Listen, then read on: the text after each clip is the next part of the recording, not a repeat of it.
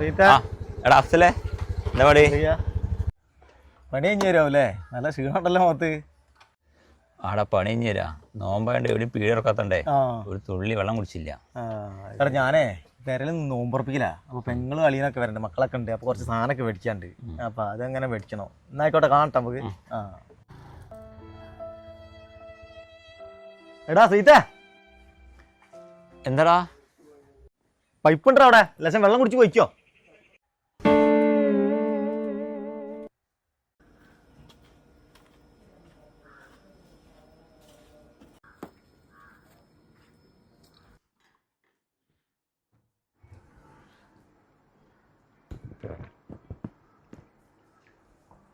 എടി തിന്നെന്തി എടുത്താ?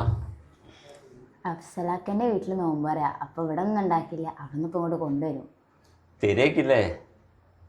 എല്ലാ പ്രാവശ്യം കൊണ്ടുവരണല്ലേ. ശ്രീത, ശ്രീത. ഓ വന്നോ? എടാ അഫ്സലേ കേറി വാ.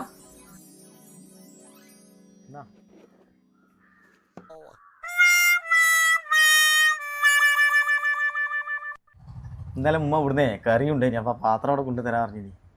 നേരിട്ടാ